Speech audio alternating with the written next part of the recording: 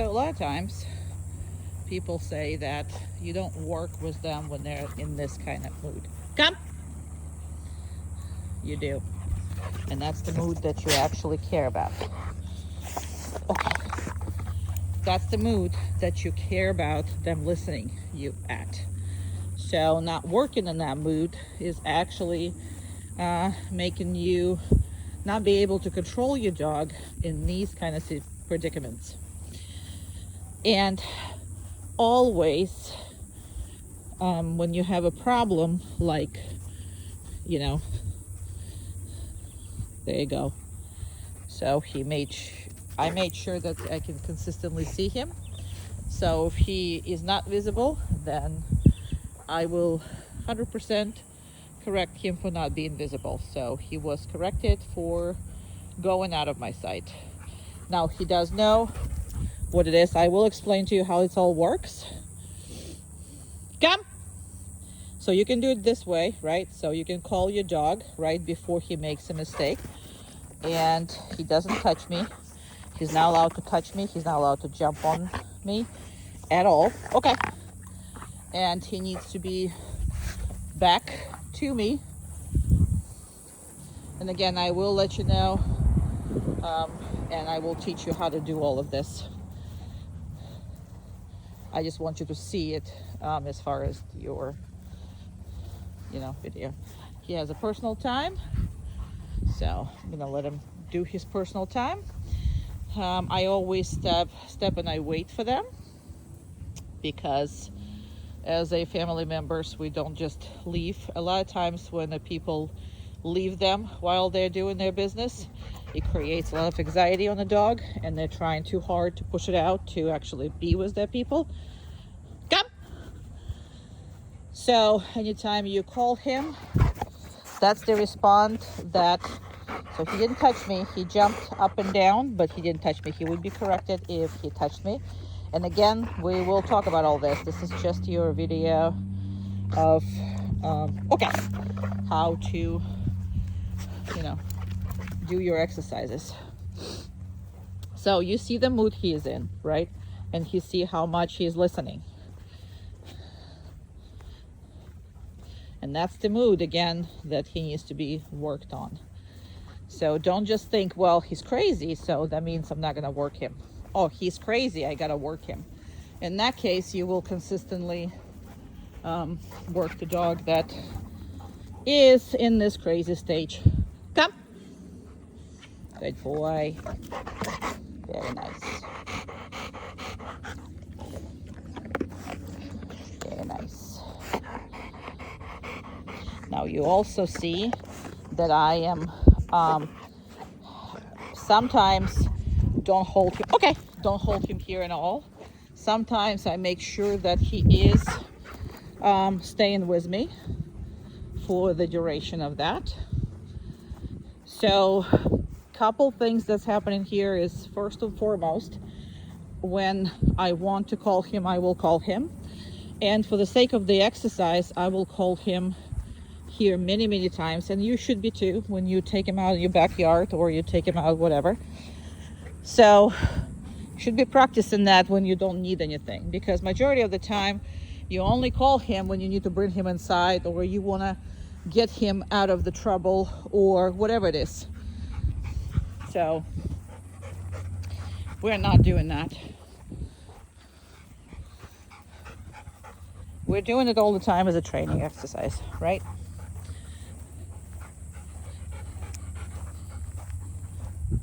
Now, when he stays with me, I might just reinforce him, or I might just ignore everything that he's doing, because it's his job to stay with me.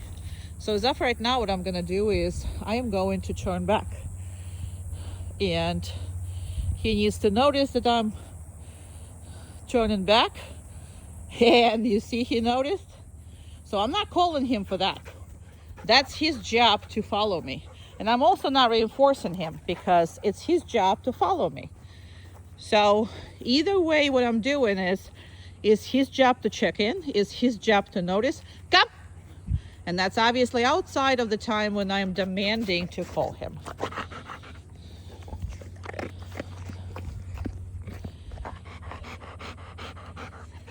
Okay. Good job. Now, the way that I am doing the videos is the way that you need to work with him when you're just starting. And this is, if this is too far, see, he runs and then he comes back. Now, if I like it, I might just as well, just give him reinforcement for that. Or I've given him petting or whatever it is. So the videos are for the time where you have to just start. So a starting point. So I don't have to give him treats every time. I don't have to do all that, but you do, because you're gonna have to create the same relationship that I have with him, right? So that's the best way to do it. Come. Corrected him for not listening.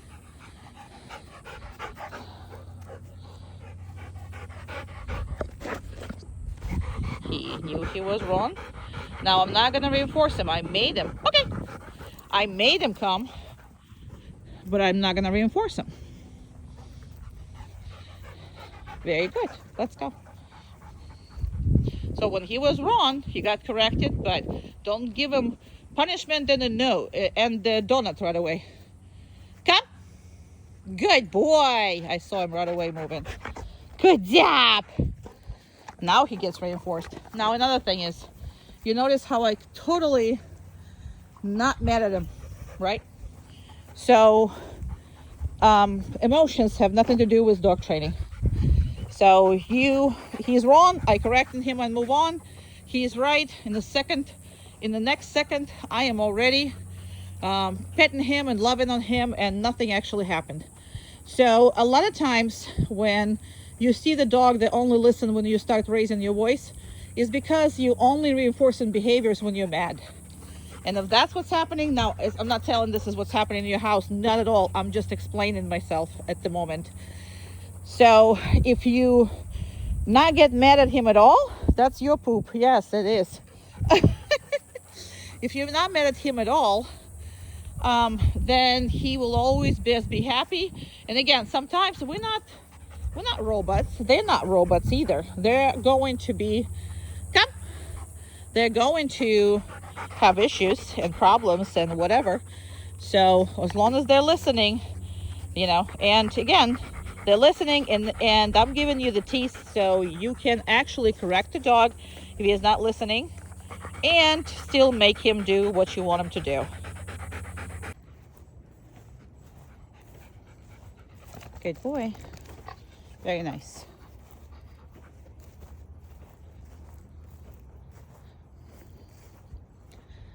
Down. Good boy. Now I am going to reinforce him because he was pretty far away and he went right as I said it, so immediate response. So I'm not gonna just start my long video for you without reinforcing the dog, because it wouldn't be fair to him. So at this point, because he is so good, you only reinforcing the best things that he produces, he does for you. Well, you're not gonna be, but I am at that stage. I will explain to you the process, so you're gonna know. But just believe me, at this point with me, I only reinforce the best things from him. So for me, if he was that far and was that fast, I want to reinforce that, because I want him to be the best of the best boy. And you're gonna have a dog that you're gonna reinforce positively and negatively. That's how you're gonna be developing. I'm gonna go behind all this and I'm gonna show you where your dog is. So that's your dog there, and that's your dog over there. Now the reason why I'm not gonna have it for too long here, because the quality is really crappy, so I'm gonna be doing this. But so he is really good. He is exceptionally good with two concepts now, and those are two concepts he didn't have, and I really need him. You can't have a good dog without these two concepts. So first one is a patience. You need to patiently wait until the next thing. You don't need to be anticipating, you don't need to be running around and being crazy, or just jump and hope something happens. You need to be patient, okay? The second thing is, it's the absolute, the best that you can have with your dog is an ability to do nothing. So that is what I started with him with, because he had no patience and he had absolutely he never done nothing. So the more he moved, the more obnoxious he was, the more he is doing whatever, that's the most he's gonna get from you. So being good boy got him nowhere. Being obnoxious thing that demands attention gave him everything he wanted. So I changed that whole around, and now the dog has changed, and you're gonna have to change your behavior just as much as that. It's not gonna be that difficult. And the main work has already been done with me. He's gonna try you harder, but we are not going to, be able to, how you call it? We're gonna be able to actually, conquer that pretty easily if you just do what I'm gonna be asking you to do on the lesson. However, so I'm gonna do something that I normally don't do. This is a 4 minutes down stay as of right now, but what I'm gonna do is I'm gonna come in and reinforce him. And what I'm hoping for is, I'm hoping for him to get bad, so you can actually see what I'm talking to you about as far as, I'm gonna reinforce him. So normally he starts whining the second he gets reinforced. He's like, "Whoa, I can do more. So I don't have to be staying here. We can just go and we can just have fun." So we'll see if he does it now. If he doesn't, I'm gonna make a couple more attempts after this video to actually, show you what I mean. And if I show you what I mean, I'm gonna explain to you, because it's better being seen. So I'm gonna wait until 5 minutes, which is 4:37 at the moment from the beginning of the video. But anyway, so first of all, that downstay is a promise. So I just walked away and I'm staying there. He's not whining, that's what he would normally do, is whine the hell, especially if you give him love. If you give him love in the middle of anything, he would completely try to stop it and try to rewire you to just have fun and stop working. So this is not happening now, but like I said, I will make sure that I will catch him just for you on that little bit piece of video, just so you can see it, because he normally does it. This is just extremely good boy in the end of his training. And I'm sure I have something, but I probably just gonna redo it and show you the pieces. Anyway, when he is in a little more of the whiny and love me stage. But it's already past 5. But so the stay is a promise. You never call the dog from stay. You never release the dog from being far away. You see what it is? I'm not calling him from there. I'm not definitely calling him from where I was before. I am standing here, and I'm gonna come back to him and release him. And that's gonna be my to-go-to. So you will see sometimes when my advanced class is doing stuff, they call him from a distance, but they are doing this after 2 years of teaching the dog that if I put you anywhere on the spot, I will come back to you. You don't have to be nervous and try to find me and do any of this. You're just going to lie down there comfortably and calmly and know that your owner promised you that he's going to come back and release you. So anywhere you put your dog, come back and release him. Do not call him from a different room. Do not call him from there. Do not just say, "Oh, okay, well, I don't want to get off the couch. I just want to call him from a place." Well, that's how you're going to ruin this. Why? Because he's just going to sit there and wait for you to release him. Where in my case, you see, he's not waiting for me. Now he's going to fall asleep in about 2 minutes here if I'm going to stay longer. Why? Because he knows that nothing is going to happen as long as I'm away from him. Now, everything is going to happen when I'm going to, let me just make it normal so I can, normal. Yeah, there you go. so I can show it to you. So the only time when he's gonna be released is, okay, that's when I come back, I touch him and I release him. That's the only time he gets released. That way he will be excellent of staying with you. Good boy.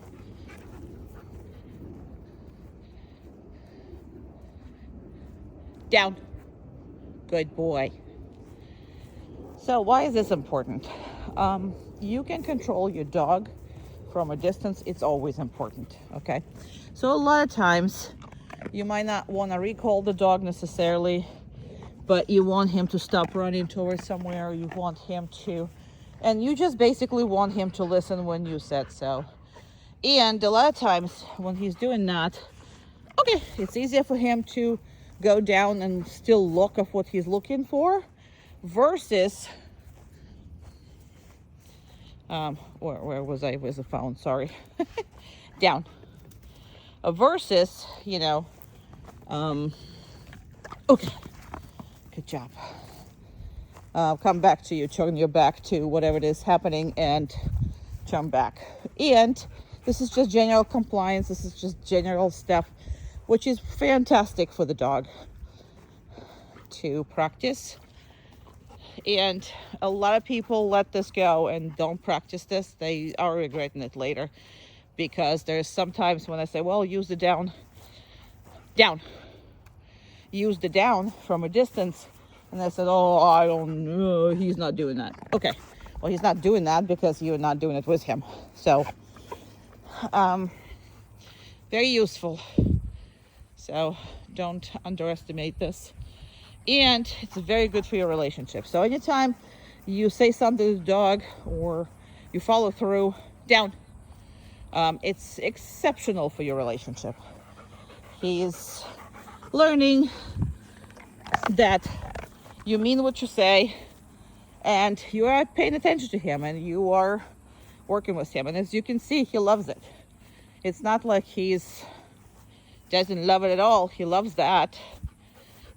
So now there is sometimes where he tried to please you and go down without you telling him. You are not to reinforce that. Down. Good job. Don't reinforce that, because then he's gonna first of all anticipate what you're saying, and the second of all, what he's gonna do is also kind of guide you. Okay, so instead of you training him, he's gonna train you. That's basically what's going to happen here.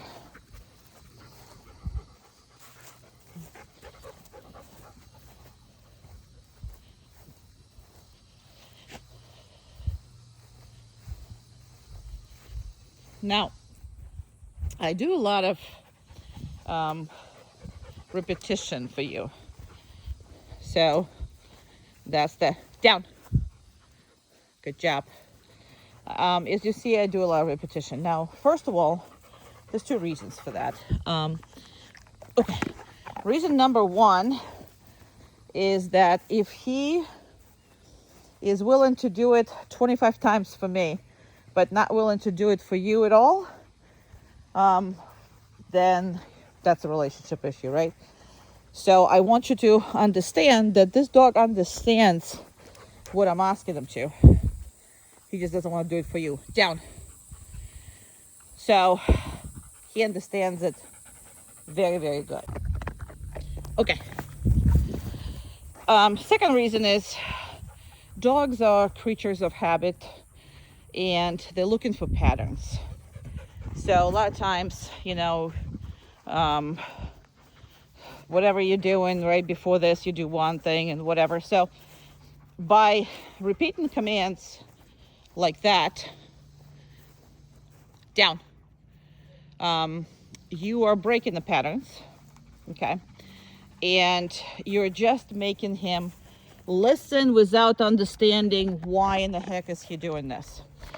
Now, there's a lot of dogs that will judge that and will kind of say, you know what, this makes no sense, I'm listening to you. And they're starting to question why you asking this, why you asking that, because it's out of pattern. So what I want them to understand, sometimes I don't care about pattern. All I want is for you to just listen to what I have to say, right? So without questioning, without anything. So doing these kind of exercise tremendously helps with that. And yes, he doesn't have to get up right away. So I absolutely 100% do this exercise with consistently rotating the duration he's staying and everything else. And I can leave him and I can come back. I can release him immediately. I can release him in 5 minutes. I can release him in 10 minutes. All of those things are so important for you to practice so you don't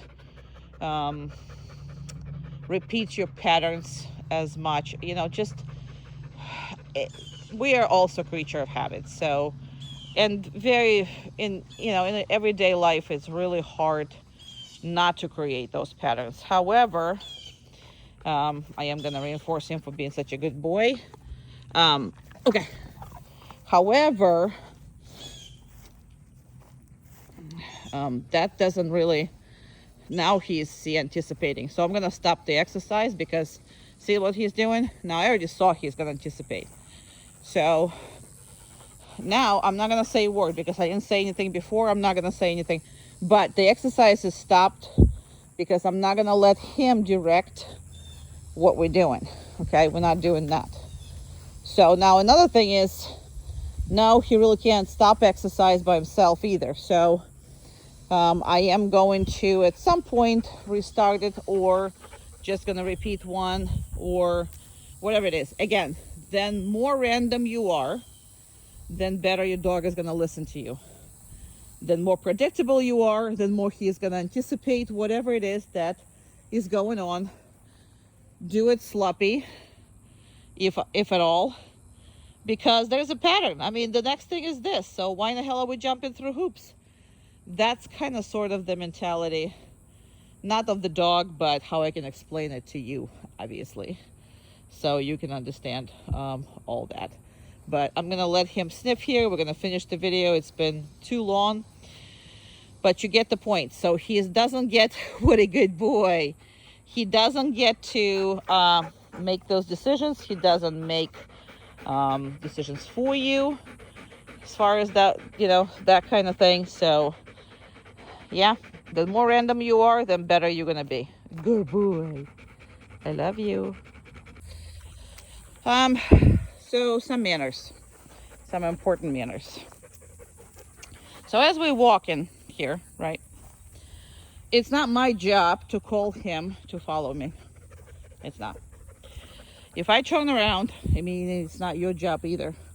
He needs to notice, you see, that I'm leaving, and he needs to follow me. Not me following him. Is him staying with me. Okay, it's his job to check in with me. It's his job to consistently know where his humans are.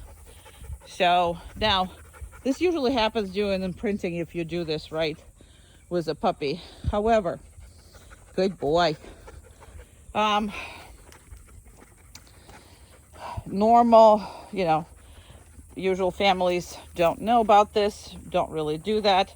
So they end up with dogs who are very, very detached from them. And because they detach from them, there you go, good boy, yeah. So because they detach from them,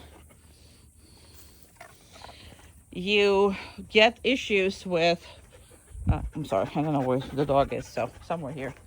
He's right here, right? Okay. He's staying with me. So once I start making, changing directions and not walking, he kind of sticks with me because it's so much easier to, stick with me and avoid all kinds of issues.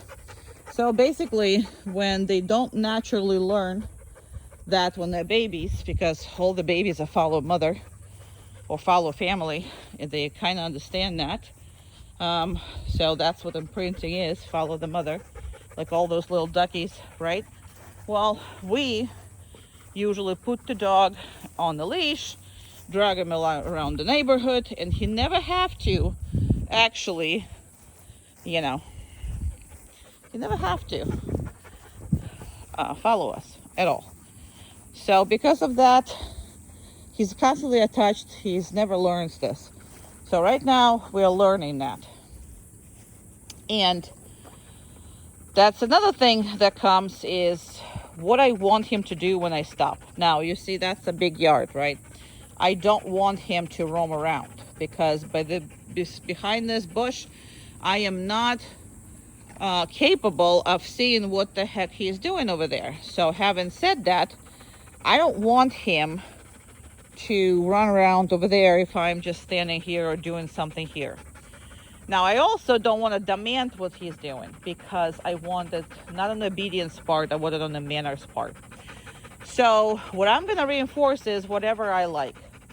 So if he's hanging around me, right, I don't care if he's sitting, lying down. I don't care what he does. My dogs, I learn because sometimes I stand long periods of time in the backyard working on something. So they just learned that when I'm stopping and I'm not moving, then they're just gonna lie down. Now, it's not necessary for your dog, especially if you don't use your yard for pretty much anything but activities or whatever. You know, it just depends of how your life is. But if you stop in any corner where you cannot, well, if it also depends if your yard is see it all. So if you can see the whole yard, it doesn't apply, right? But in my yard, it's really applies. So now I really like this, right? I like the fact that when I'm standing, he is lying down, right?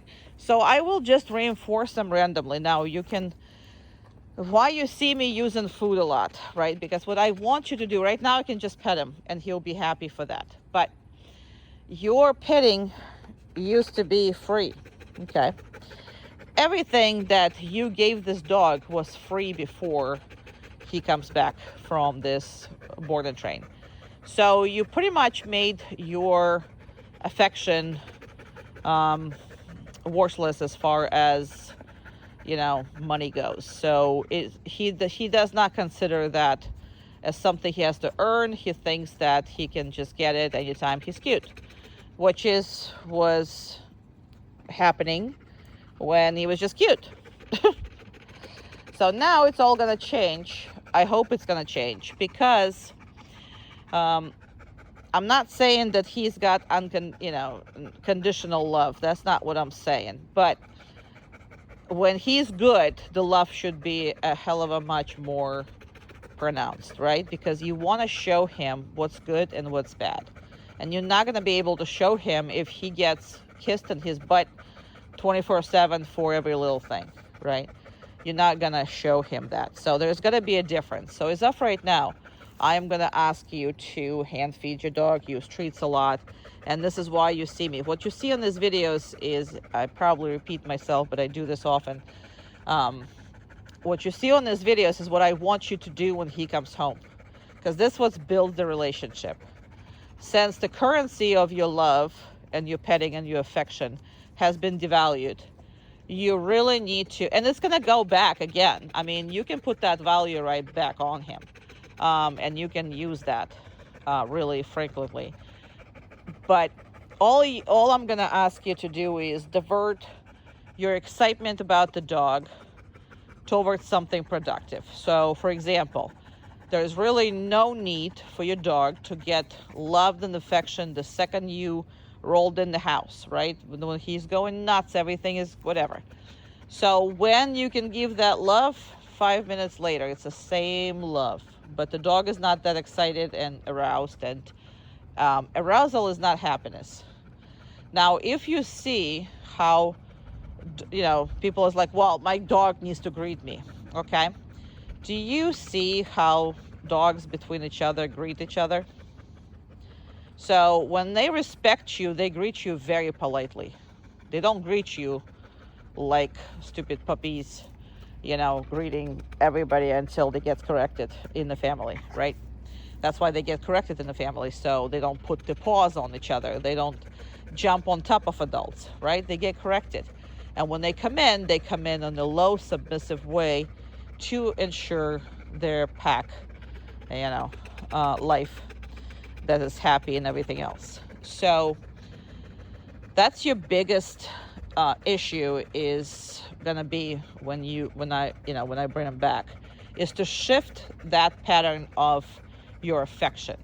I'm not saying don't give affection to your dog. I'm saying give it even more, but just timing is gonna be different. He needs to get affection when he is nice, polite, and the family is ready kind of to give that affection without the consequences of knocking people down and scratching. And I mean, I experienced all of that in the first at least 2 weeks, or being pulled or being, I mean, he is not a monster, but he can be. I mean, he can knock kids over, he can knock older people over, he can do a lot of damage with his body without a ill will in his brain. But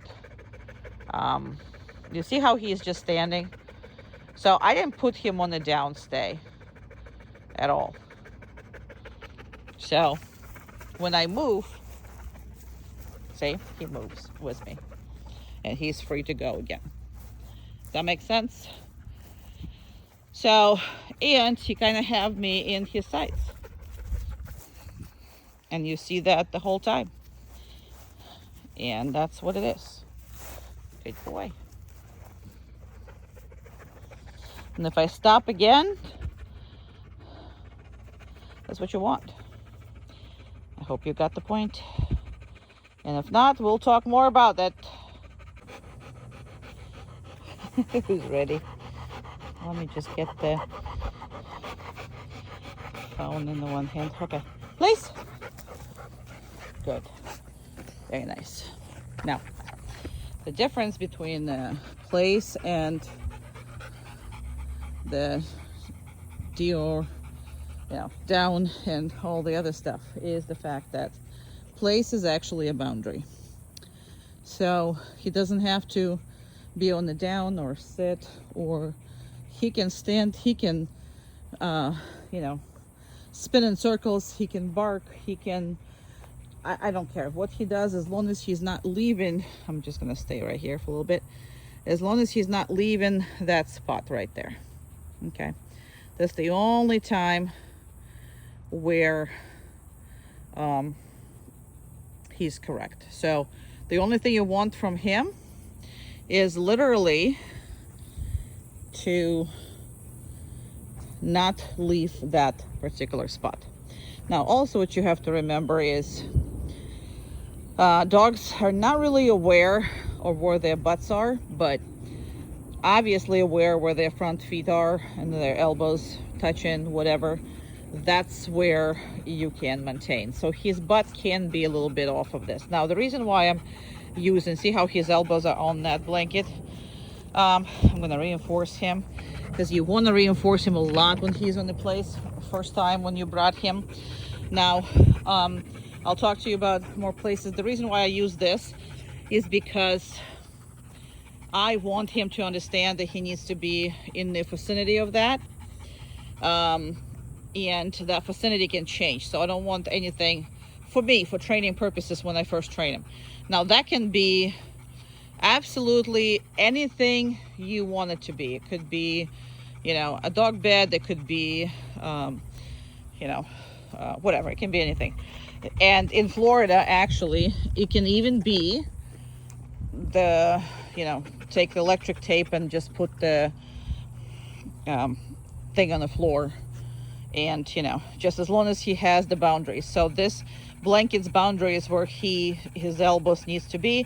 And you want a majority of the body. Obviously, you don't want him, whatever. But he doesn't have to lie down. He doesn't have to do any of that. So that is an important thing. Now, because it's easier than downstay, and as I talked to you when he was on the downstay, he can do up to 20 minutes without distractions, and even up to 40 at this time when I need to work on something else and whatever. So he can absolutely do that. But this is easier. So this is something that you need to be leaving him on, so he can actually see how he can do all this. So we will talk about these behaviors, and I will tell you how many places he can have and where he can have them and all that good stuff. He can scratch his butt. He can do whatever he wants. He can lay down. He can do whatever. Okay. So that's the beauty of the place. And we can position some of the places you're going to just, this is going to be one of your favorite things. But in my house, for example, I ask myself a question all the time. So this is not something that, and he got up, and it's fine. That's 100% fine as long as he's there, and I didn't release him. So this is what I wanted him to do. Now he just lies down because it's going to take him some time. So he's literally just chilling, in there. So, but I wouldn't be reinforcing him, more or less depending on his body position. I want him to know that he is free. I did explain it to him that it's all about boundaries, so he can't leave the boundary. He can just be inside of that. So we'll talk about this.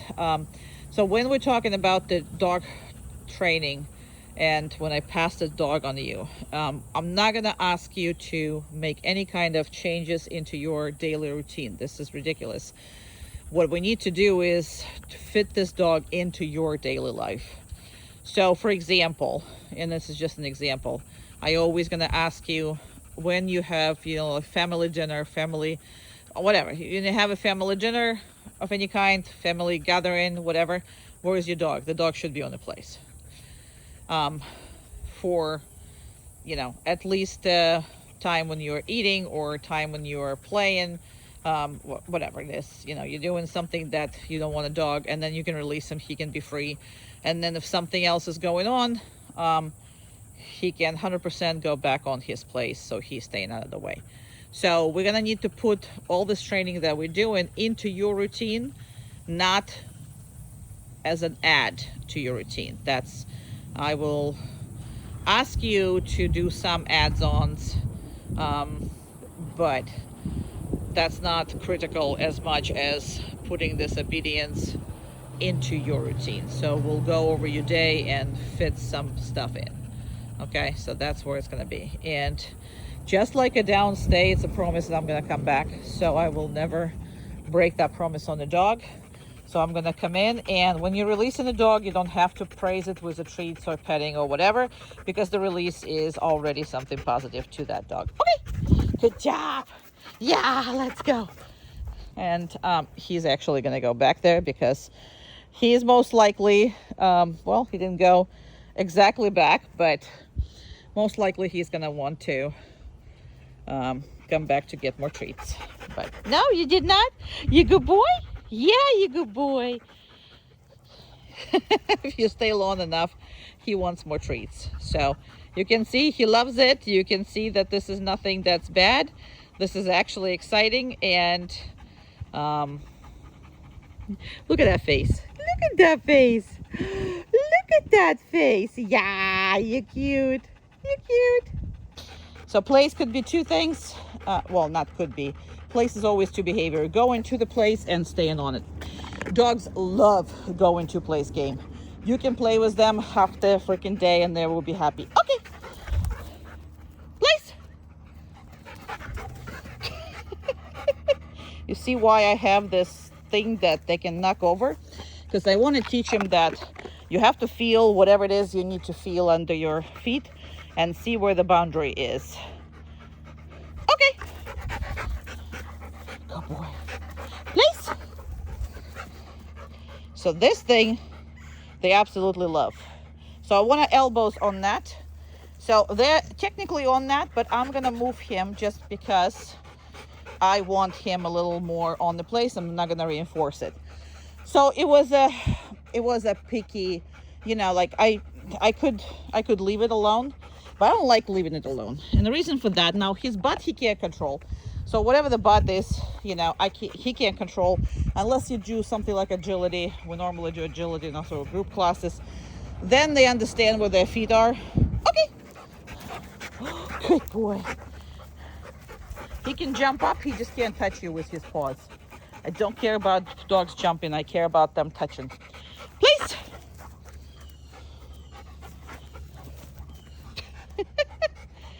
What are you looking at?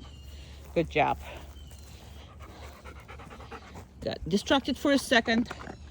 You see how I didn't repeat myself, and if he wouldn't go, I would correct him, but he got, so here's something about what you got to understand about your dog. That Rottweiler part, I'm going to talk a lot to you about the Rottweiler part, because there's difference how you handle all these breeds that's inside of them. Okay, so that Rottweiler part, just have to make sure that, please. Good job. That Rottweiler part is a guardian breed part, right? Guardian part. So what happens here is, if there's something, he needs to check it out.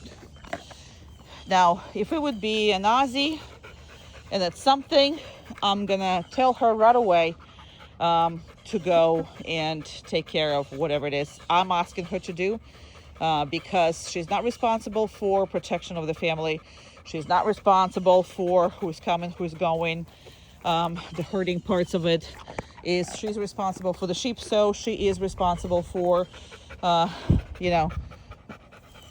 just attending to my plan, right, and my planning.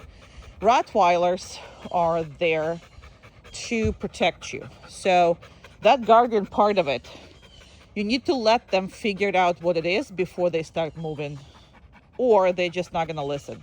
Now, you might force them every time, but then what happens is he's not going to like it very much, and he's not going to like you very much, because you don't understand what his needs are. I'm not telling you that he's supposed to abandon his post. Or abandon whatever it is you tell him. You saw me. I was prepared to correct him. He would have been corrected if he didn't listen. But when somebody was passing my house, when he looked and figured out they're passing by, nothing is happening, and he came back right away to do his, work with me. So just understand that he does have that guardian part. So he might get invested in what the heck is happening there. Now, and I'm going to tell him, you see what's happening. I'm telling you to respond this way, right? So we're not letting him protect us. We're not letting him to indulge in those feelings. But what we are doing is we're respecting his nature. That's what I was trying to tell you. Another thing is, well, I'm going to tell you about that in a class. So, because this is becoming too long of the video. Okay. And I got to do more stuff. Good job. Very good job. Good boy. Good boy. Please. So that part, they absolutely love. Now, again, remember, he doesn't have to sit. He doesn't have to go down. He doesn't have to do anything. He just needs to be. Now, his foot is not there, so I'm going to, there you go. And I'm not going to reinforce him. I'm going to reinforce only the best ones. You don't have to do this immediately. Release him or do whatever. You don't have to. He can stay. Okay. Good job. Well, you go in the way. I can't see you with my phone, bud. Please.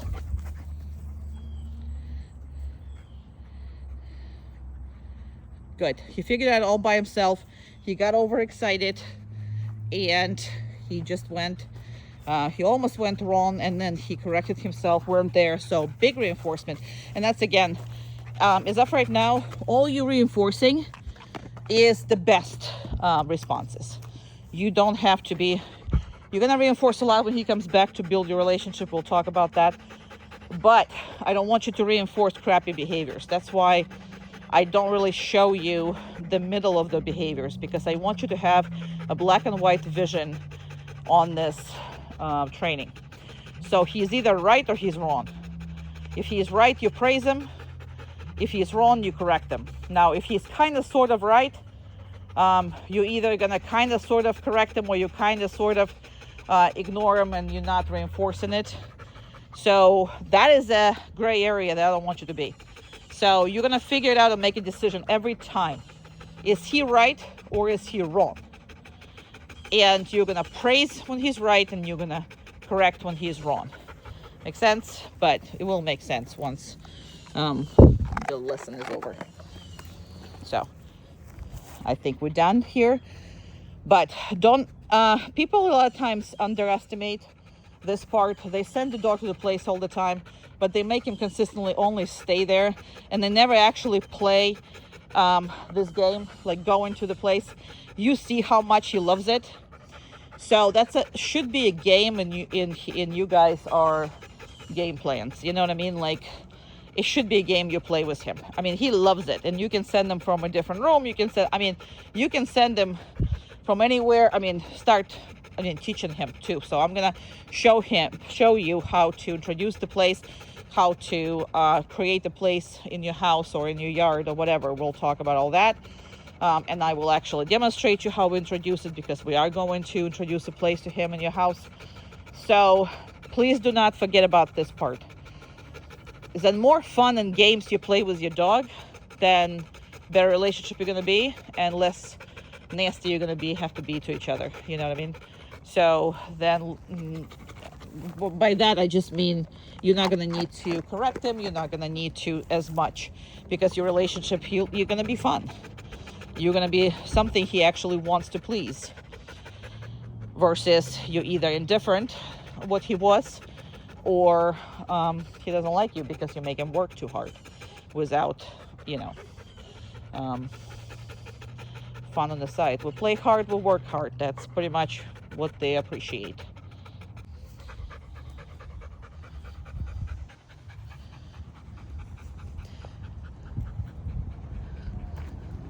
So you see, I'm not telling him to stay.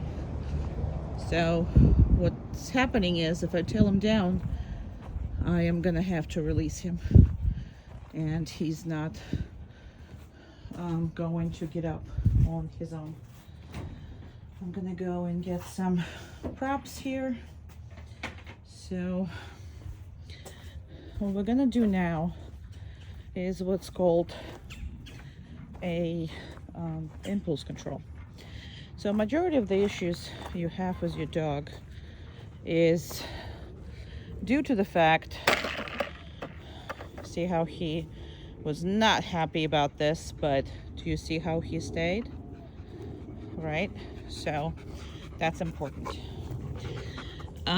So impulse control means that no matter how you feel about the situation, is you are following my direction, and because you followed my direction, you're going to be safe. So that puts his life in your hand the whole time that we're working on it. But let me just do this. So he doesn't like it whatsoever. He does not like it. Look at his face. Very nice. So independently what he feels about the object or this or that, he must listen to you. Why? Because in this world, he's never going to understand anything that comes his way, right? He can't understand cars, trucks, noises, all kinds of different stuff that come in his way. He can't understand that. So if he relies on his feelings, he will be consistently in stress. But if he relies on your guidance, he will be better and better and better all the time. So that way he can survive this world with much less stress based on your opinion, because you're the only one in this relationship that can understand everything that comes his way, right? Now, so you need to be able to control him in a situation where he does not like something, right? Same comes for the situation where he likes something. So if he's very excited about something, also this is the time when you can't control him, right? So if he likes the toy, or he likes the let me just see here. Let me just pull up some of toys and whatever. Let me just see that. Yep. Okay. All right. Yeah, there's toys. Yep. There's these things.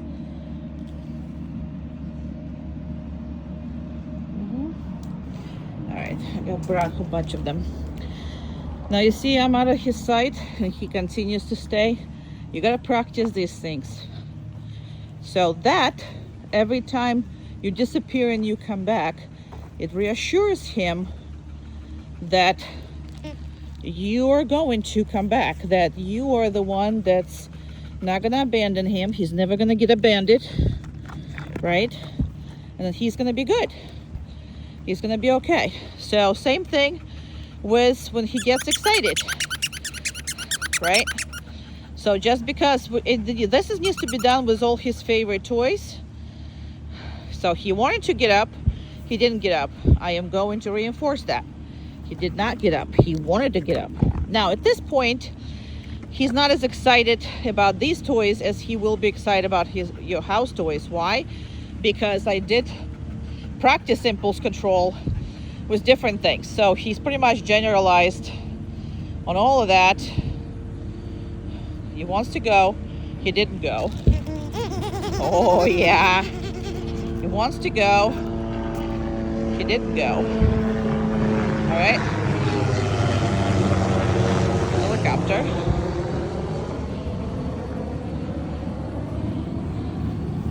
Noise, whatever. So, and yes, I'm heavily reinforcing that. So again, if you can't control him with his toys and anything, or you can't control him when you enter the house or the room or whatever, right? So if you can't control him with you guys, how can you control him with any other things that makes it? Good job. Very good. Yeah, very good. So you really can't control him.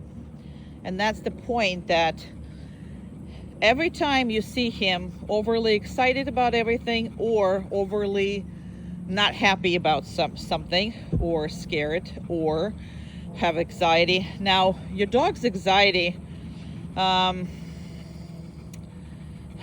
he is highly anxiety dog, and it's not, it's mostly human-made, I'm sorry, because I don't see the other signs, you know, that points to me in any other issues. So I think when anytime he's anxious, he gets to get out of the whatever it is he doesn't want to be in, or he doesn't want to, you know, participate, or he wants to leave, or he wants to restart something else or do whatever it is. So it's a more manipulation. Now they can get really anxious because if they think that they can control you with that whining and all that stuff, which is, he was doing this whining the whole first 3 to 4 weeks. Every time he didn't want to do something, he will start whining. And hopefully hopefully I will be able to capture it now. For some reason, I thought it's gonna perceive with me, and I did not make those videos. So hopefully I will be able to make a video. I think I only did one video with this stay, I believe. And that's because I remembered it and I was able to. I think that's the only one. But that's pretty much universal was for him. If you hold him down or do something with him, he would absolutely get anxious, start whining, start, wiggling, start doing all kinds of stuff, and he gets out of it. So that is not an actual, the anxiety that's going to, it's stopped with me pretty much altogether. It's going to be really heavy when we come back. So I think on the class, he will get really whiny, really stuff. Why? Because he knows that whatever didn't work on me worked on you before. So I'm expecting him to be pretty, get really, I'm hoping and I'm betting on it, because you need to see it. And you need to see it and understand it, that That's all you. Whatever the consequences of his whining is, that's all on you. But again, if he doesn't like something or he does like it, the response the same. Follow me, you will be safe. And the more you generalize this concept, right? Well, we saw the whatever machinery and it was good. Daddy said it wasn't scary, it wasn't good. You had some, how do you call it? Like, you know, something, fireworks or whatever. Daddy said it was good or mommy said it was good. It's all good. So you got to understand that the more you show him that he 100% he can trust your judgment, you know, you'll take it to the bank. And even if something happens, depend on how much you put in. I mean, you can put a lot of work in and then something horrible can happen. He can get attacked by another dog. He can get whatever it is. And then that's going to be a withdrawal from your bank account. So whatever it is that you put in, how many times that he was uncomfortable, you told him not to be uncomfortable and it worked out for him, right? So that relationship can actually save him was being completely destroyed by one incident of some kind. And, you know, those incidents happens all the time. So just always remember, if your dog is uncomfortable and he needs to follow your leads, survive and be happy. Every time you do this, you're putting money in the bank with him, with his trust. Same with when he's extremely excited. So if you allow him to get so excited that he is, see, the excitement part is it's arousal. It's not, people think that that's a happy dog. It's a roused dog. So that's what majority of people misunderstand about the dog, you know, display. A roused dog is anxious dog to a degree. So because the more I go nuts, the more I freak out, the faster I'm gonna get to get it over with. So either he is happy, I mean, he wants to see you or whatever, but this is, if you wanna see how dogs have to greet each other politely, take a video on how the wolf comes back to his family. Just take that video, okay? So when wolf comes back to the family, or when he enters the family, he displays all kinds of submissive behaviors to say, hey, I'm happy to see you. Hey, I'm good. We're, you know, and you allow your dog jump all over you, do this and do that, knock you over pretty much. So that is not normal. So it's constantly, consistently stress for him. Because if he intended to greet my dog, my female dog, like that. He got his butt kicked right away. I mean, the second she walked in, he went, wanted to just literally jump and put her under, and that my dog is 10 pounds, and she let him have it. Because it's not polite. Because it's not family-like. Because it's not. So just remember all this and understand that this is what it is. Now, I'm making these videos because I want you to see the effects of how long he can be under his own control and how it doesn't bother him. Because a lot of people cannot imagine that their dog can be doing nothing. He can. And that's the most important you gotta be practicing. He's a good boy. Okay. Haha. Down. Perfect. I'm actually gonna go get my dog. All right. I'm gonna leave you right over here and go get him.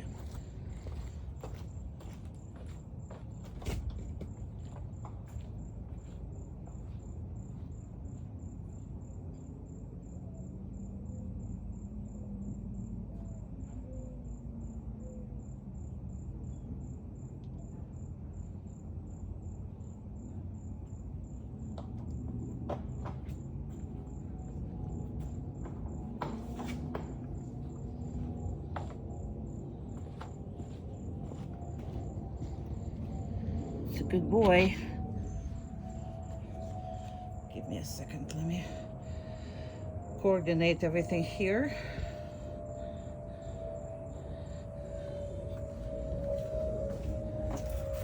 Okay, okay.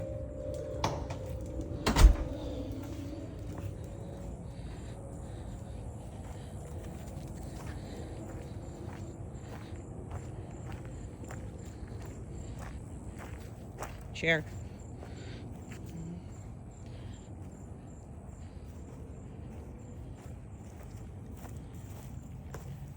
So he wants to go. Say hi and everything. See how he is moving, jerking. He is not allowed to. He's absolutely not allowed to.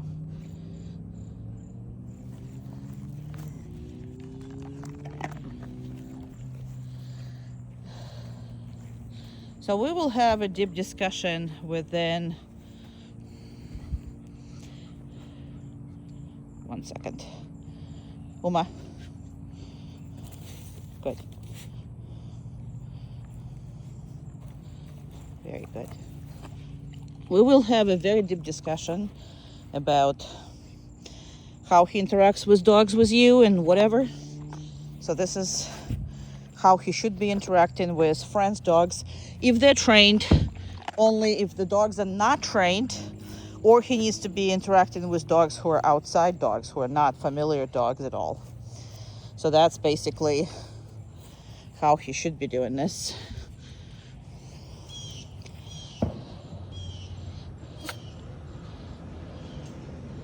Very good.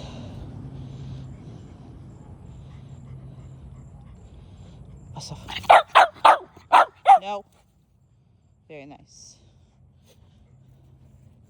Excellent. Very good boy. Now, see how much food I'm giving? So, we'll talk about the motivations that your dog have for work as well. And I have to tell you, you're going to have to use a lot of food in the beginning. So literally, you would need to go outside with food and all kinds of stuff. Well, treats, whatever. It doesn't have to be that much during the whatever, but we'll discuss all this. But your dog motivations are really not that exciting. So it is very hard for him to actually be interested in working and cooperating with you. Chair. See how he wants to, but he doesn't. And that is what's important. Yes, we can't make him feel any different, right? About dogs or whatever it is, how he feels. But we can ask him to behave independently of how he's feeling. Because yes, all he wants to do right now is chase her and have fun. He's done that. But that's not how behave dogs do it in public. Oma.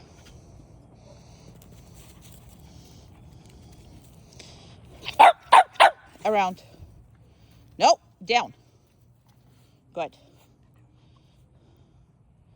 Around. I didn't have to correct him. He kind of turned, but he didn't really get up. And I'm not going to reinforce him. See? Around. If I am down. Good. So now I'm happy, right? I didn't have to talk to him. And he really didn't move. So I don't blame him for trying to see her, okay? Because nobody wants anybody in their blind side. Now, didn't have to correct it because he wasn't going to chase her. He didn't do any of that. All he wanted to do is to make sure she's not on her blind side. She's not going to jump on him. She's not going to enclose the distance because he doesn't know what he's doing. He absolutely doesn't know I'm going to make her just walk around him. Come on. Around. Keep going. Down. Very nice. So, and he's like, I deserve it. Give it to me, woman. I deserve it. I deserve my food. I deserve it. I deserve it. So this is extreme, right? This is where you take him to downtown, or, you know, because I am already taking them down to the restaurant that's, you can sit on the side. I always do it with all my students. So the second you get a relationship straightened away, and that's just going to depend on you, how you're going to do it. But it really is important that once you build a relationship, start going right away. Your dog is going to be awesome as far as that goes. So yes, he needs to stay there. And if the dogs are coming, all he can do is look. But I normally, so this is just for your pleasure, obviously. The dog runs around him and I do this kind of exercise so you can see that he can handle this. But if the dog is new coming over, it's not fair if my dog doesn't see it.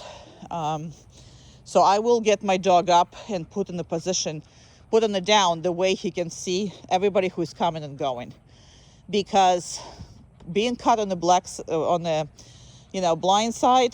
blindsided by a big dog, or blindsided by a dog who is like, pushing their owner, and you know how these dogs are. Majority of these dogs are not trained. They're pulling everywhere. They do whatever. And it's just really not fair to your dog to be exposed to that. And then especially if they're, close. And by close, I mean personal space, this is personal space of friends. And they can be pushed a little more too. I mean, they can be literally next, but this is pretty much what the personal place of friends is. If they're not friends, that should be somewhere where I am right now. So it's about a double of this space. So that's a personal space of the dog. Now, the more he has relationship with you, the more he trusts you, then less he will take that space, because he's going to know that you have his back. He has to know that you have his back and you know how to handle it. And I will absolutely teach you that. But look at these faces. You don't care about my dog's face, so I'm going to just show you yours.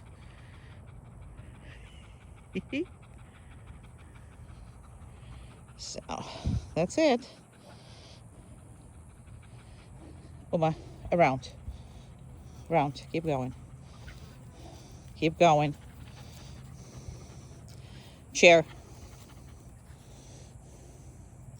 So I'm going to skip reinforcement here. I'm going to go reinforce my dog, and then I'll come back to yours.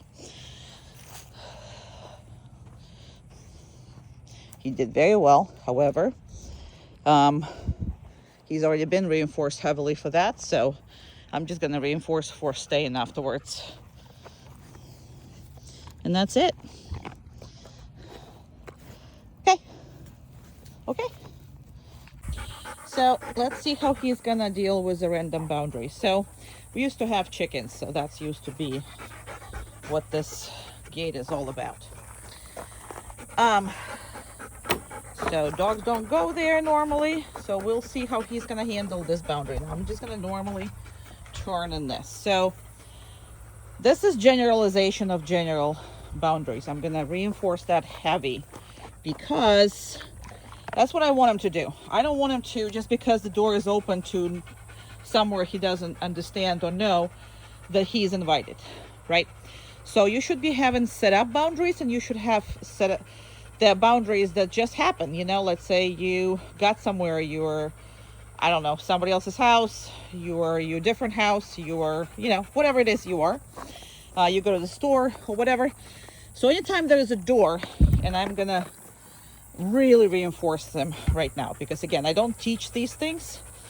He's never been here, so I'm just showing you how I handle pretty much all the boundaries with him. Now, I wouldn't be doing this on a regular basis. I just have it reinforce and go, but I'm making a video for you.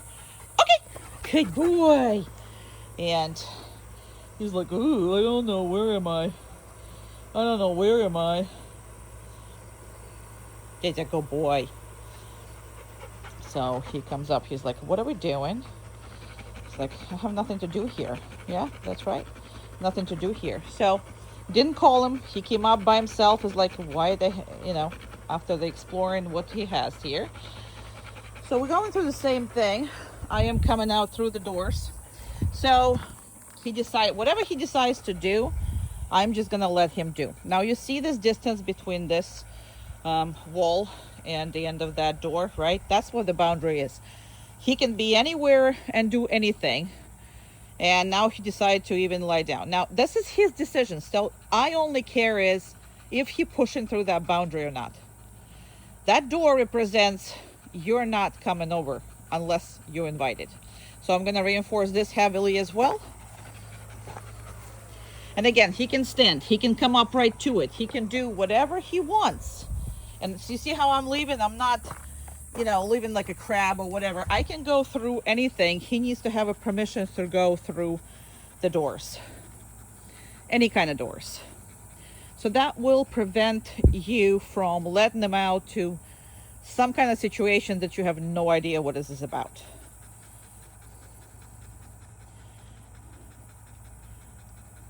Okay, goodbye. And he is off the things. You handled that good, boy. You handled that good, huh? He's like, oh, you want to do it again? You want to do it again? He's like, I want to do it again. We're not doing it again. He's like, but look, I got food for it. No, that's good. Okay.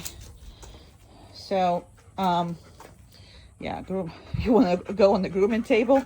Yeah, you do. Couch we have here, just because before I threw this out, you know. We put it up here. So a lot of them are learning over here, but they're not allowed to go anywhere on the furniture in the house. And here, this is pretty much the training couch. And he wants to work. So that's basically what this is. Okay. You want to work. I know. You want to work. What else are you going to give me, huh? Your dog is obsessed with working. So this is the greatest thing as far as what sometimes board and train does. And he's exercising his brain. So he's absolutely excited about this. I mean, he's like, grooming table, couch work, or whatever, next to the couch work, or that crate. Good job. All right, well, we're doing the crate. We're going to do the crate first. All right, I'm going to take off his equipment. Come here. Equipment and all this hair is great. Okay, so just because the dog is in the crate doesn't mean that, I mean, the door is open, doesn't mean he can get out. I'm actually going to close this up all the way. So how he gets out of the crate, if he is crated in the morning, or how he is handling any boundary, because crate training is nothing else, you know, but the boundary, right? So crate door is a boundary. Same thing, same that. So it is hot outside, so I'm not going to hold him for too long. But how he gets out of everything, how he comes out for his walk out of his house, how he comes out in the morning from his crate. If he bolts out, and if he has no patience dealing with that, he's not going to have patience anywhere else. The importance of this I cannot maintain. I mean, I cannot, you know, tell you enough about that importance. So, because it's hot, I'm not going to do it for too long. Obviously, you know, your dog is crate trained, who cares? Now, just because this crate is open doesn't mean that he can get out.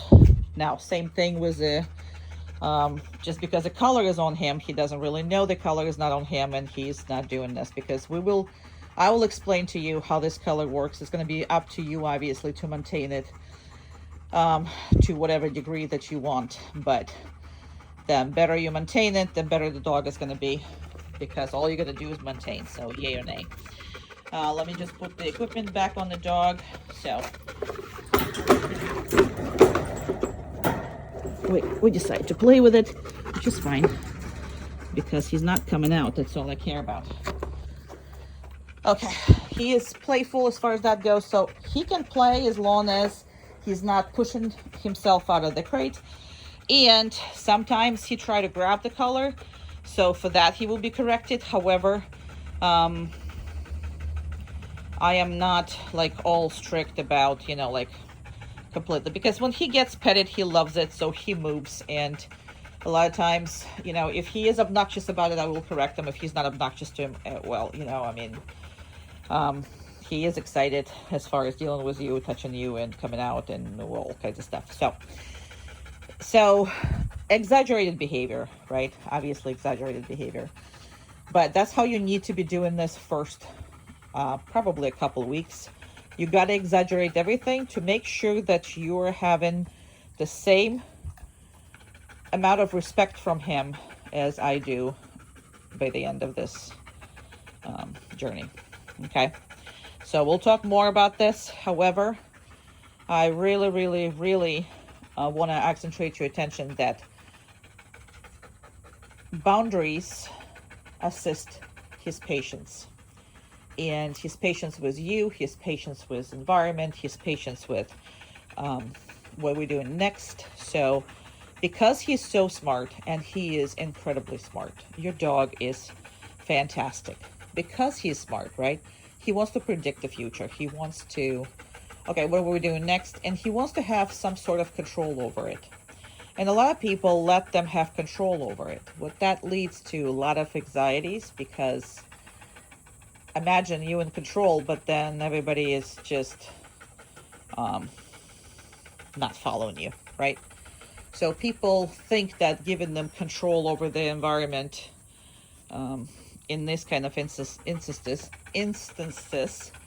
will lead to the dog, you know, being good. But I rather see your dog following the directions and always be happy and not anticipate anything, and don't have anxiety, and don't start crying, because that's what he was doing. He was crying, he was constantly antsy.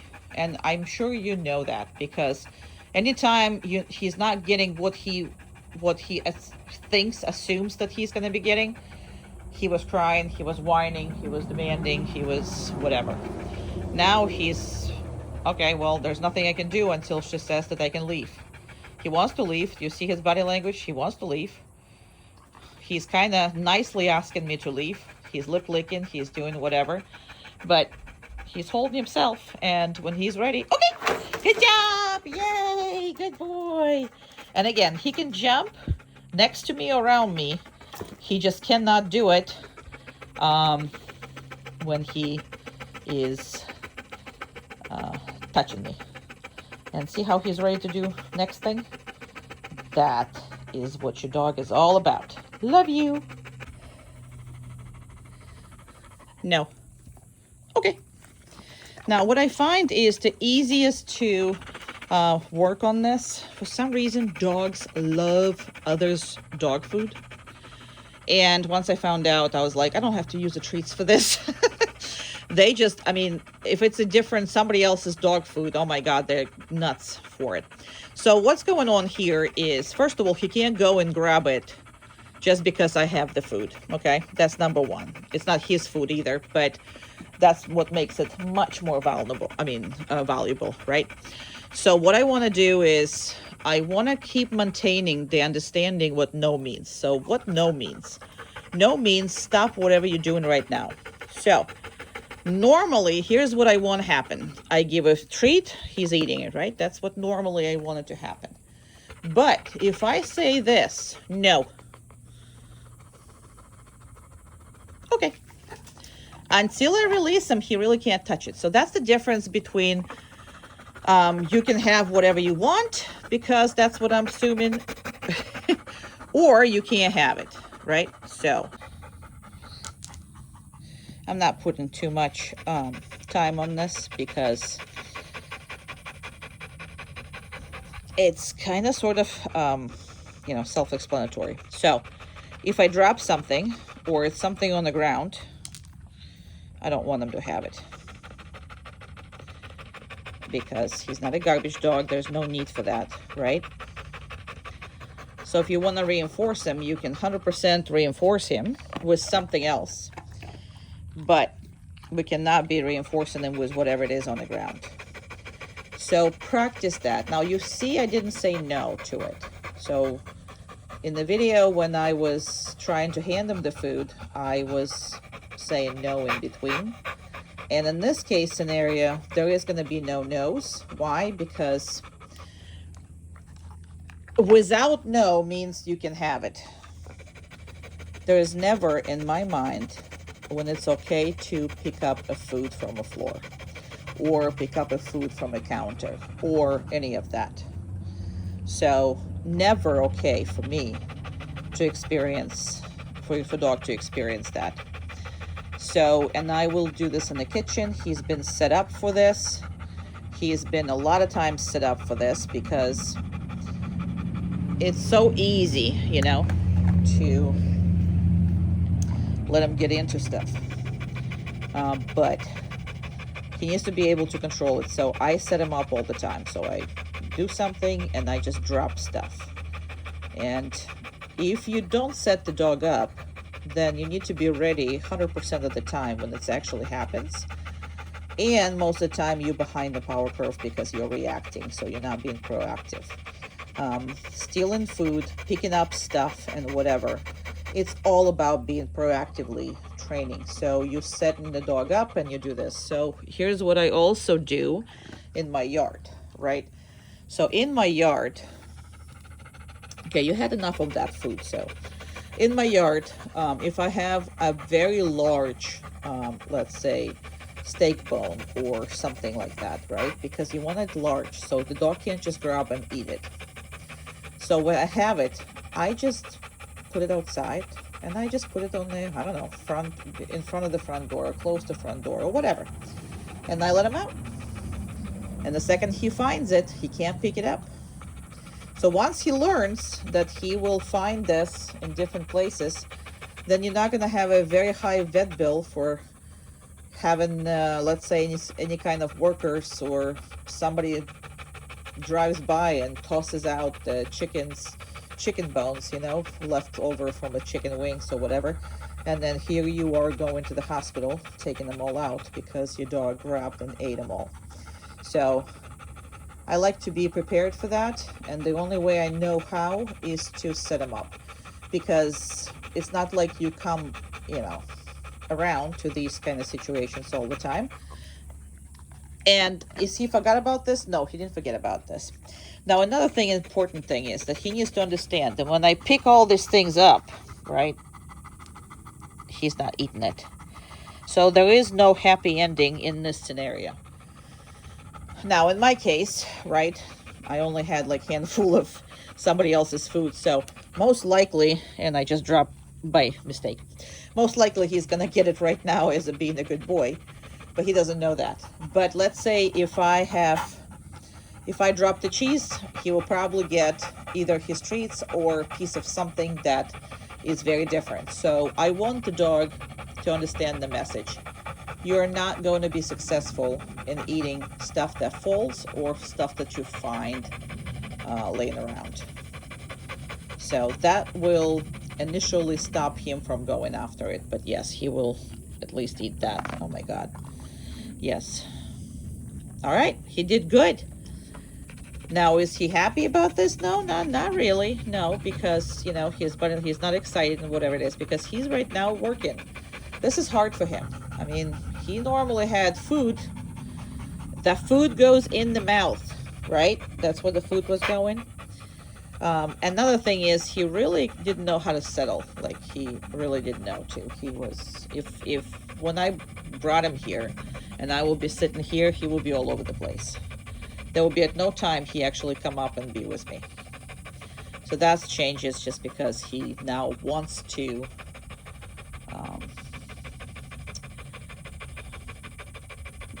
hang out with you. So that needs to be very, very heavily enforced. With love, understanding, and food. Yes, you're not getting all this. Okay. Sometimes he gets like, oh, I was on a downstay. No, you were not. You were not. Oh, let's hug. Huggy, huggy, huggy.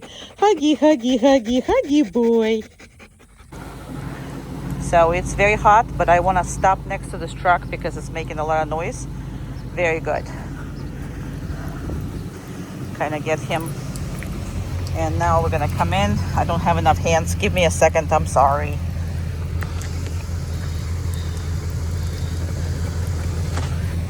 So see, he is waiting for me. And then he kind of has to because I have no hands. Hey, hey, hey, hey, hey, hey. Good job. And I'm gonna stop. I'm gonna make sure that he's not pulling on me. He's not doing anything. So this is how I'm gonna hold this. I'm just gonna hold it with between my fingers. We're coming in the store, there's people and all that good stuff. Now, he's not that well socialized when he was young. So as of right now, this is very, very exciting for him, and it's too much stress that he's experiences. Now, we're not going to be, good job. We are not, we've never been here before. I go to these videos in the places, new places. He's much better in the places that he's familiar with. But since he is a freaky dog, I want to make sure that I show him in a place where he hasn't been before. And this is a lot of stress. But that's because as a puppy, he did not went to as many places as he needed to and wasn't guided when he was in it. So it's a little harsh on him, but the more you do it and the more you take him places, the better he's going to be. Every time you put him in a new place, he's going to be better. He's watching people, no big deal. Good job. So again, if I stop, he needs to kind of sort of stop with me. Now, I don't like big dog like that to go down. He can go sit if he wants to. He heard down. You're a good boy. Let me get him some treats. Get him some treats. Okay. You can't leave. Good job. Okay, I'm gonna push him back. So he needs to be like a butter as far as the leash goes. So if I'm pushing him back, he needs to comply right away. That's the whole point of everything. So we will discuss the healing with him and working with him. Now, right now, there's nobody here. So what I'm gonna do is down. Anytime I have opportunity, I will practice my stay. The reason why I do this, it puts the focus back on you, because when you're healing, your dog is all over, looking, sniffing, all that stuff. But the second you're the one who is moving away, that dog is focusing on you. So when he works, the more he works like that, the better connected he's going to be to you. Well, and the second you start working with him, you see how much eye contact I get. I don't think you got as much eye contact and pretty much, So you see that. And, he slobbered my whole hand. So now I don't know for how long I'm going to be able to host this, hold this thing. So he start moving. This is all good. And something has touched him. Now he's a very freaky dog for a couple of reasons. Hey, relax. Nothing is touching you. See? Nothing. I think there's a couple reasons for it. I will talk to you about it. But nevertheless, it doesn't really matter, because anytime that you, conclude, then that you conclude that your dog has nothing to worry about, you kind of need to trust you, because he can't make his own decisions whatsoever. And as far as what's scary, what's not scary in this world, because if he would be doing that, everything is scary. So now we're gonna bring him to all this food here. And if he wants to sit by himself or lie down by himself, I'm gonna be reinforcing him, but I'm not gonna make him do it unless I want to make him do it. Does that make sense? Big dog like that. So why am I not liking to get automatic down? Like, you will see a lot for me with small dogs or whatever. I normally always recommend automatic downs, but it was this big dog like this. So what happens is, down. Good. Do you see how much leash I have now? So when he was sitting or standing or whatever, I had about this much leash. So if he would have, let's say, lunged very excitingly towards something, I will be able to control his head. But if he's gonna lunge from here, this is gonna be a very hard for you to control. You most likely will be pulled. And then once he's feeling that he is winning, he's just gonna double down on that. So I'm not a big fan for the dog like that to be on it consistently going down. So I'd rather him stand with you, or I'd rather him sit with you, because that way you have a control of the head. You control the head, you control the whole dog. I love you. Yes, I do. You're so lovely. The more time you spend with the dog in the different places, the better he's gonna be for you.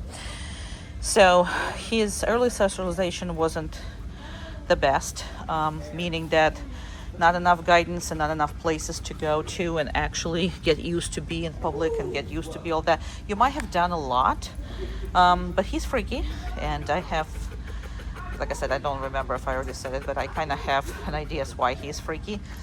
But he needs to be guided. Now, you haven't seen any of the corrections yet. He didn't need it absolutely yet. I am ready to give it to him if he deserves it, but as of right now, only positive reinforcement. That's all we need with him, but you should be ready. Now, I'm not really ready. The reason for that is because I have a leash in one hand and a phone in another, so wouldn't be doing that. And when we're ready to go, we're ready to go. There you go. So he can look, but he absolutely have to follow with you. So you saw how he looked, but he didn't pull me back there. He didn't stop and stared. None of this happened, right? So he cannot really handle too much of the staring at the moment, or too close of encounters. Now, this is what I have a group classes for, or just take him in public and work with him. So majority of the time when you take dog in public, he's pretty much by himself unless you're working with him. So I'm hoping that you guys will work with him in open environment like that. So target rich environment like that. So we're gonna actually go over here to the zebra. Good job. Yeah, there's a zebra here. Okay, come here. Down. No, down.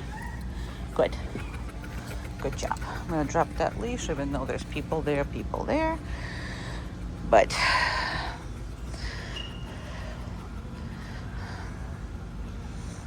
good boy. You look good under the zebra. You do. You look good.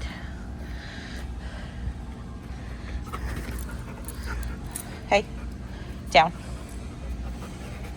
No, down. So he got too excited because people were behind him. So instead of letting it go and move with him, I would actually repeat it. And I am gonna make sure that he is on the down, because they are right behind him and they are happy talking, which is hard for him to take a happy talk. So if I would have left, right, or I moved this direction or that direction, I would kind of reinforce him getting up. So this is why I put him right back. And I am practicing his, impulse control. Yeah, you saw. So and it's give me time to reinforce him and do this again. So I don't want him to think that he can be part of it. Good job. So we're gonna go right past people, the ones that he's interested in. Yes, it's very interesting. Very interesting. Well, laughing people is no joking. I couldn't show him to them, but I'm sure you can hear the laughs and everything. So it's very hot outside. We're gonna do a separate video on car manners in the shade somewhere, maybe actually in the house. Okay, so you saw how he's starting to get too much about this door because we're about to go to the car. So I'm gonna stop and I'm gonna wait. I'm gonna try again and I'm gonna wait. Very good. Now he's accepting that, so we're gonna come out, and I'm gonna leave you at the door because that door operating by one hand, I mean no hand, is quite difficult because it literally gets, now when I move, see, even if he looked somewhere, he needs to, and he's again pulling me. Now I'm saying pulling me, it's not like used to be a pulling, it's just I feel that pressure. I don't feel a pressure. I feel pressure, I don't feel a pressure. All right, I'm gonna let you go because my butt is gonna operate the door. See you soon. Okay, there's a little shade and a little breeze, so I'm gonna try to accommodate that. All right, so we're in the parking lot of the head supermarket, and that's how we start everything. So he can't come out of the car. I need a second hand, so I'm gonna put you down for just a second. Okay.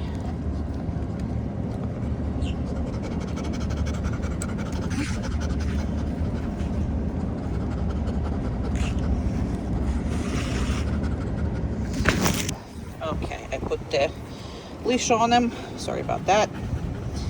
And when I'm ready, I'm gonna say, okay, good job. So once he's out, depending on what it is, he cannot pull you, he has to stay with you, and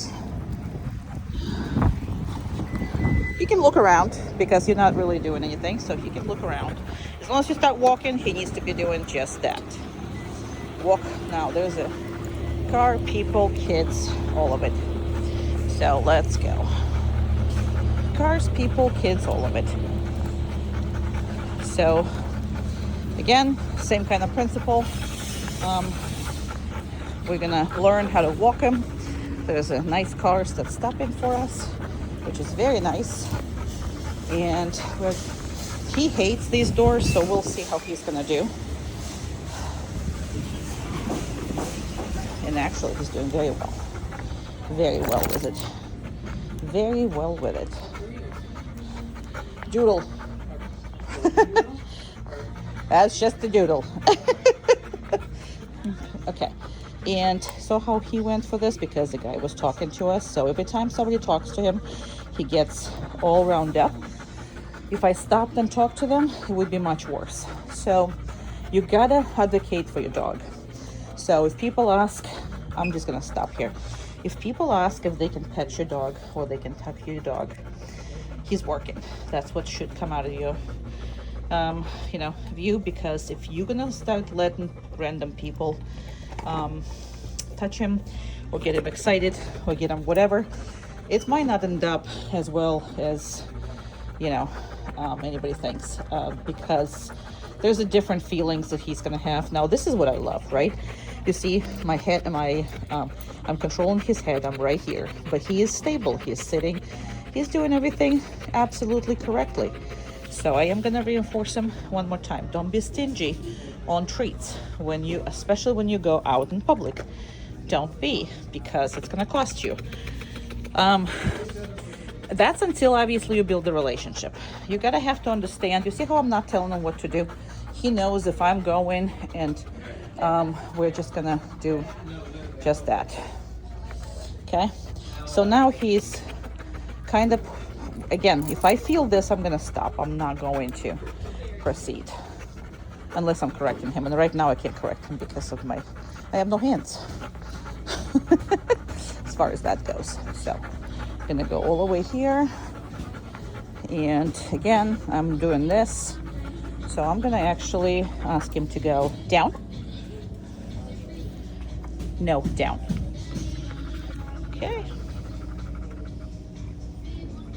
perfect. So I had to correct him, as you can see. So what I'm gonna do is I'm gonna release him, okay, and I'm gonna ask him again. I'm gonna turn him around here, come here, down, and now I can reinforce him. So why did I do this instead of just correcting and move on?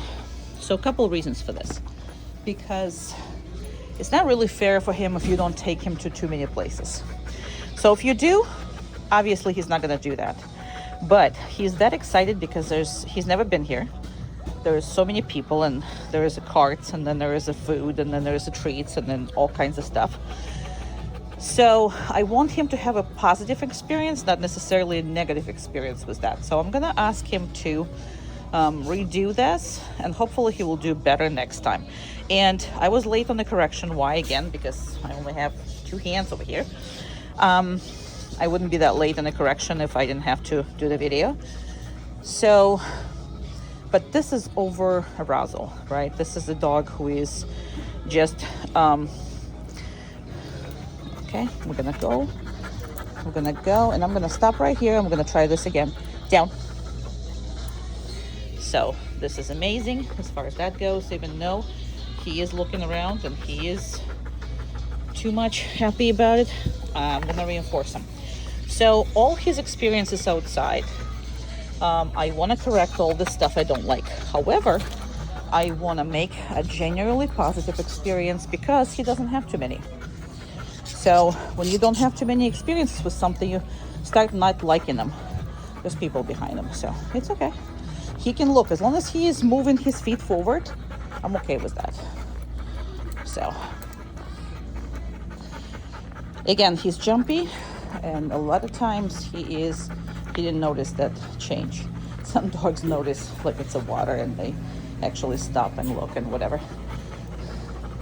So I'm gonna stop.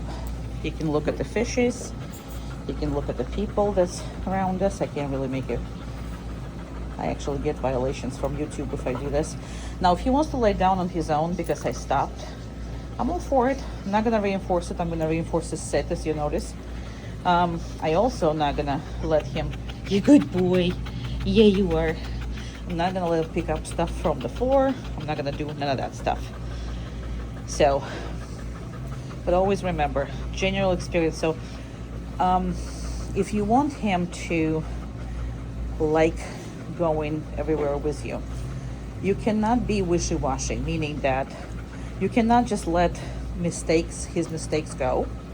And this is really, no, sir. No, he's in training. Sorry. Thank you. Down. Now I want him down, actually. He wasn't on the down, so I didn't have to correct him, but now I want him down. So that's an example of how you have to, because if everybody will pet him, so that creates anxiety. He doesn't know these people from Adam. People think that dogs who are displaying all this excitement actually want to be petted. Majority of them, they don't, but they get so nervous and they get so, I mean, they can't avoid it. Like, if you don't advocate for them, even, they constantly have to worry that people can just come up and hug them. Just like kids, you don't just let your kids being hugged on the street by strangers. They're the same with a dog. I would never let people do all that. This is not socialization. This is a put your dog in a position where he can't say no. And that's not a good position to be, especially for your breed combination and for the way that he actually takes it, because he is not that warm. He gets overexcited, he gets over-aroused, but he's not really that warm of the dog. Hey. Good. So he starts sniffing way too much. So I'm gonna just stop until, there you go. We move forward when we're not pulling, when we're not sniffing. That's when we move forward. Okay. So that's a lot. Good job. Now again, it's different to watch and to like stare. So you gotta worry about staring more than you have to worry about watching.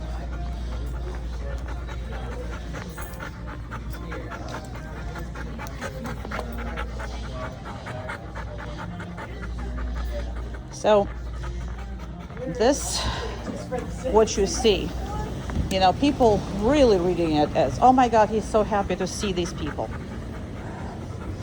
Imagine if you would be nice and you have no way of avoiding people.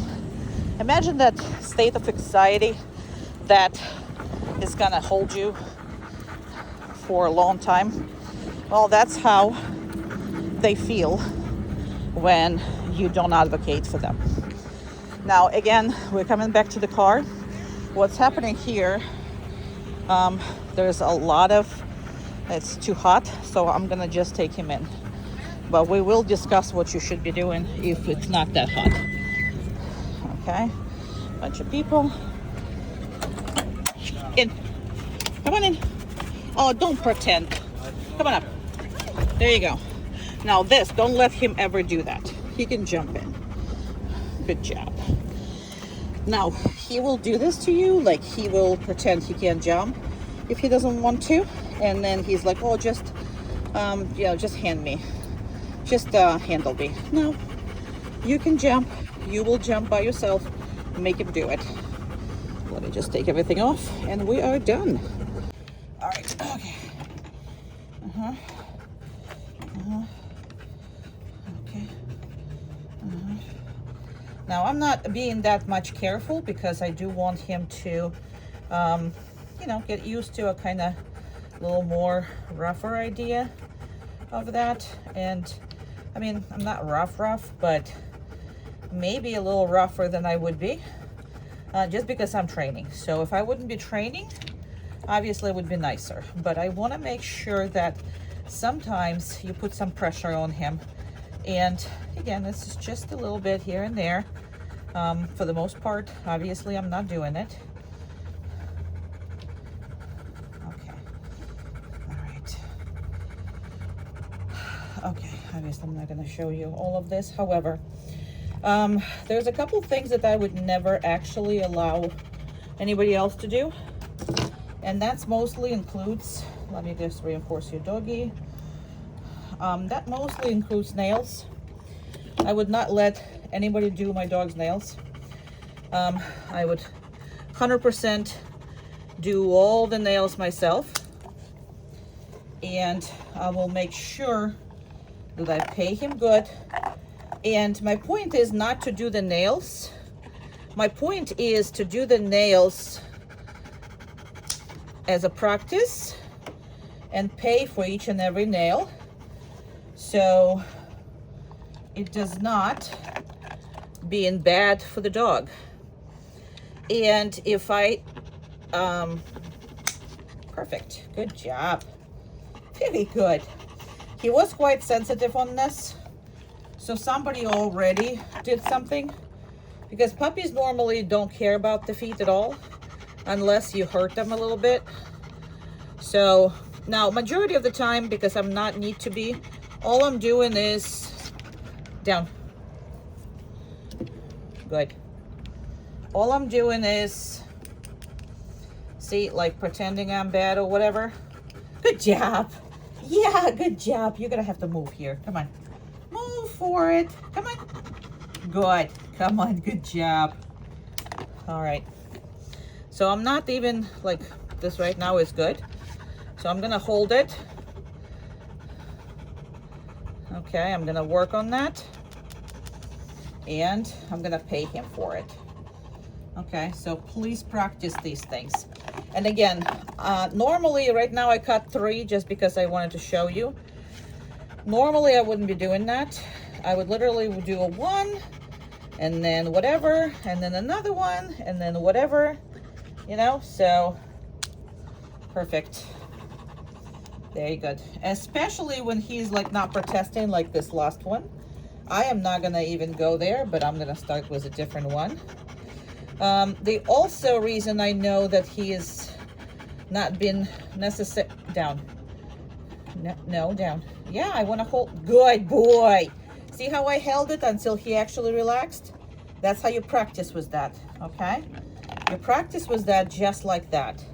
Because you want to make sure that you can hold anything and you can put any pressure you want, and then you want to give it to him. Now, obviously, she's not feeding him, but she doesn't have to. And again, I'm only feeding him because I want you to do it. And I want you to practice this. You gotta have to practice all your stuff, looking at his eyes, ears, doing all that, so you can see absolutely everything. Because if something happens, and doodles a lot of times have ear infections and whatever it is, it's gonna be too late by the time that you're gonna have to treat him. and he's not gonna be ready for it, right? And I don't have restraints here. I mean, you see my setup. I never have restraints, and because I don't really need a help for this. I need to make sure that he stays for me. That's all. That's what I need to make sure of. But let's practice another thing. So we're gonna do that. Yes. Okay. Very good. Perfect. Very good.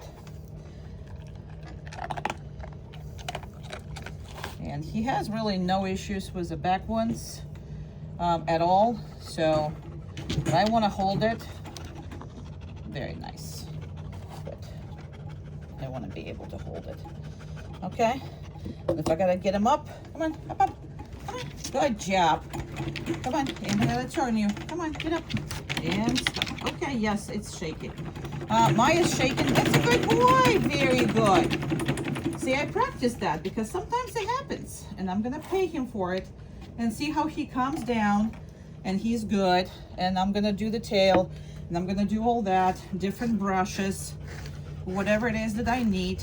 Well, obviously this is, and again, I don't have a proper brushes for all of this. So, well, I do, but I mean, I don't know which one is a proper brush for Doodle and for his type of coat. But all I'm saying is practice that. That's all I'm saying. And I'm right now just showing you that he's, you know, hey, no. And as long as I don't want him to get, you know, get down, I'm gonna continue to do that. Obviously I'm gonna groom him better, not for the thing, but just saying, like, this is not really what needs to be happening. And this is it rougher than I would do. I do it specifically for training purposes. Like I said, I would never actually groom the dog that rough. Come on, come on, come on, come on. It's right here. Hey, it's right here. Come on, come on, come on. Good job. I want him standing in a particular thing. Good job. Perfect. Very good. Down. No, I don't want you to go down over there. I want you to go down over here so I can do whatever I need to do here. All right, makes sense? Because basically this is what, you know, and then I'm gonna go and do whatever I need to do with these, with that. So once I got the dog, I want to keep it. Good, very nice. Good job, good boy. So I'm specifically, like I said, I'm going against the grid. I don't, you know, I want you to be a little rougher so he gets used to all of that. And again, it's not because of this, because sometimes you got to get something and he has to be still and you have to hold it. So, yeah. So you go, boy. But yeah, use the food because for you need to be able to, if you want to grab him, you need to be able to grab him. If I need to grab and look, you know, at his eyes or whatever, I need to be able to do this because before, maybe it's because of me, maybe because I couldn't do it, right? Maybe because you couldn't do it, I don't know. But you should be able to do these kind of things. And again, my relationship with him started from thin air. You obviously been with him, so I'm not sure if you were able to do this, but in the beginning I had a rough time of doing all of that, you know, holding this, making sure that I can do all that stuff. It's you know, it's been a rough thing with him. And the same with the face. I mean, everywhere in the face. Hold the face, grab the face, do whatever you need to do. And then however short, however long, that should be a work, you know, with him. So he is, good job, good boy. So, all right, we're gonna go and actually groom, but I just want to make sure that you got a glimpse of this. And same with you know, everything else. So he's been a great boy. Yeah, you are. And yeah, let me go and do some actual work, right? Do some excellent work. Excellent work. I love you. Good boy. What? We're gonna go over here. Yes. Okay, but you're gonna get up. And come on. Up. Good job. All by yourself. All by yourself, yes. Okay, let me see what I can see here. Not much. How about this? Not much. How about this? A little more. Okie dokie. Okie dokie. All right, here we go. Good boy. Good boy. Okay. So even though that table is extremely shaky, okay, I am going to stop. Good job. Come on. Good boy. Good job. Okay, and I don't have really much to put on, so let me just do all that. So, okay, so the one thing he didn't have is patience. So that might be the problems that your groomer had. So he might get just better for her. If he doesn't get better for her, then we really can't help it, because the dog got patience, but he's got patience and you need to work with that. You know what I mean? So I can actually groom him the whole dog. And I actually spent, one time I spent 2 hours grooming him. I don't even know why it was that long, but I was 2 hours doing that just so I can just, you know, pretend that I'm doing this. Obviously I don't know what the heck I'm doing, especially with a doodle coat. But point is, he can handle it. That's the point. But you gotta practice too. That way it's gonna help the groomer, and it's gonna help you. So because it was quite hard to keep him, you know. All right, I don't know where to put this on, so good job. Good job. And it's the same, you can hold him, grab and hold him in place. You can use Leash's colors, but he is very, very, very, very patient now. I mean, I spend a lot of time doing this. It's not transferable though, so that's the reason why I say that it's not really transferable. We can't transfer, and as you can see, I don't know what I'm doing, so I'm just showing you that he's capable of it. Good boy. Okay. He likes his muzzle. Good job. He will stay here forever. Good job.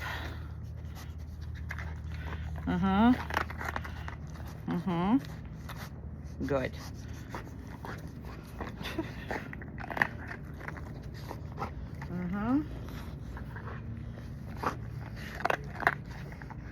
Okay.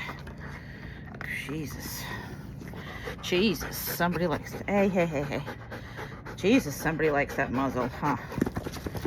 All right. Come on, good boy. Now, this is not a right size by any means. So